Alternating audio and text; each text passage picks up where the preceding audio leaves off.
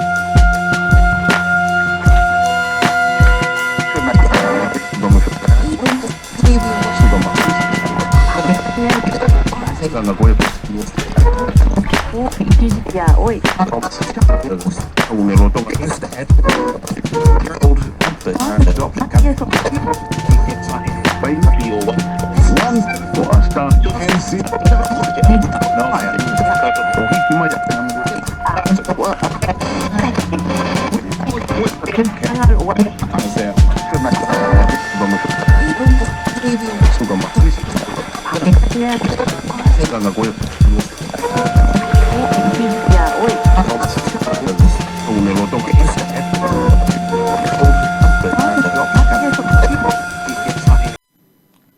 అమెరికాలోని న్యూయార్క్లో రాహుల్ గాంధీ పర్యటన బిజీగా కొనసాగుతుంది. ఇక భారత సంతతి ప్రజలే రాహుల్ గాంధీ న్యూయార్క్లో కలిశారు. దీనిపై మరింత సమాచారం మా ప్రతినిధి కృష్ణమూర్తి అందిస్తారు. కృష్ణమూర్తి, చెప్పండి. Thank you Varun. ఏఐసిసి నాయకులు అగ్రనేత రాహుల్ గాంధీ పర్యటన అమెరికాలో అత్యంత ఘనంగా భారీగా జరుగుతూ ఉన్నది. రాహుల్ గాంధీ పర్యటనకు ప్రవాస భారతీయులు భారీ ఎత్తున ఆమోదం తెలుపుతున్నట్టుగా మనకు స్పష్టమవుతా ఉన్నాయి.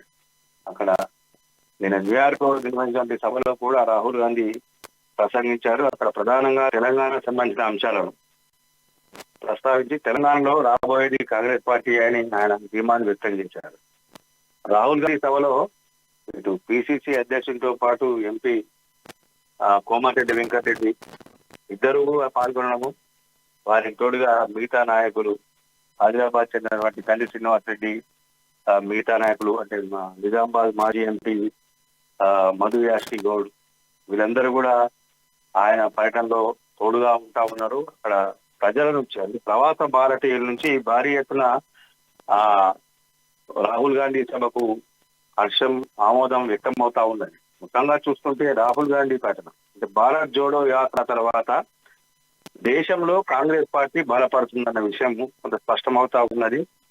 వేరు కర్ణాటక రాష్ట్ర ఎన్నికలతో పాటు వేరు ప్రాంతాల్లో జరిగినటువంటి ఉప ఎన్నికలు కానీ మిగతా ప్రాంతాల్లో కానీ కొంత కాంగ్రెస్ పార్టీ పుంజుకోవడము, కొన్ని చోట్ల గెలవడము, ఇవన్నీ కూడా చూస్తుంటే కాంగ్రెస్ పార్టీ మరోసారి అధికారంలోకి వస్తుందన్న భావన ఎన్ఆర్ఐలను కూడా వ్యక్తం అవుతా ఉన్నది. కాంగ్రెస్ పార్టీ అధికారంలోకి తీసుకురావడానికి కావాల్సినటువంటి సహాయ సహకారాలను పూర్తి స్థాయిలో అందిస్తామన్నాం కూడా అక్కడ ప్రవాస భారతీయుల నుంచి రాహుల్ గాంధీకి హామీ లభిస్తా ఉంది.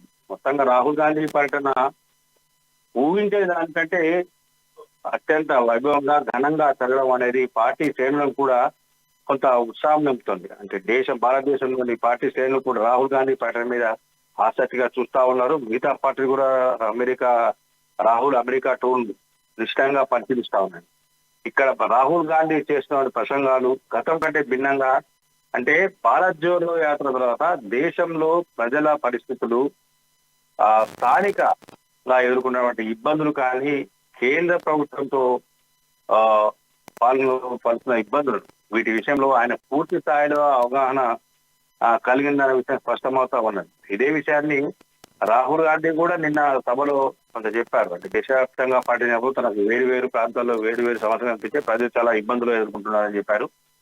కర్ణాటకలో ఏ రకంగా అయితే ఉమ్మడిగా కాంగ్రెస్ నాయకత్వం పోరాటం చేసి బీజేపీని మట్టి కరిపించి అధికారాన్ని చేజిక్కించుకుందో అదే తరహాలో తెలంగాణలోనూ బీఆర్ఎస్ ను మట్టి కరిపించి కాంగ్రెస్ పార్టీ పూర్తి స్థాయి మెజార్టీతో అంటే 70కి పైగా సీట్లతో మేము అధికారంలోకి వస్తామని అక్కడ రాహుల్ గాంధీ చెప్పడం పట్ల ఎన్ఆర్ఐలు పూర్తి హర్షాతిరేకాలు వ్యక్తం చేసి వారు తమ మద్దతును తెలిపారు.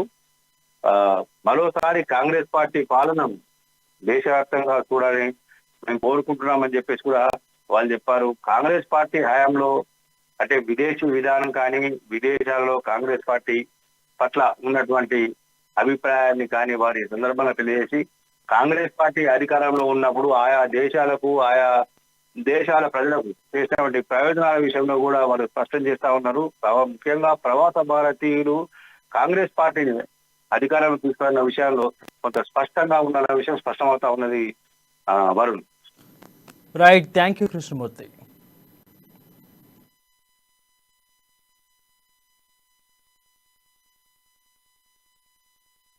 And the other, of course, that the BJP and the RSS represent. I think the simplest way to describe this fight is on one side you have Mahatma Gandhi and on the other side you have Nathuram Godse. That's the best, most precise way that I can say. On one side, a brave man, NRI like you. In fact, probably the most impactful NRI that India has had in many, many years. Humble man, simple man, but a man who believed in the future, who believed in India, propagated non-violence and searched for the truth. That's the ideology that we follow. That's the ideology that all of you follow in this room. And then on the other side, Nathuram Godse, violent, angry, unable to face the reality of his own life. You see, the reason he shot Gandhi was that he could not face his own life. And so he had to take his anger out on somebody. And he chose to take his anger out on the essence, on the man who represented the essence of India. So that is the fight. Gandhiji was forward-looking, modern, open-minded. Godse only spoke of the past. He never spoke of the future, only spoke of the past. He was angry, hateful, and frankly, he was scared. At the heart, he was a coward. Right? And he was unable to deal with his life. On the other hand, Gandhiji faced the biggest force on the planet, a superpower, more powerful than the United States is today. And he faced it because he followed the truth and he was humble. And you're all following in the footsteps of Mahatma Gandhi, Ambedkar ji, Sardar Patel ji, Jawaharlal Nehru. This is who you learned from and this is who you represent.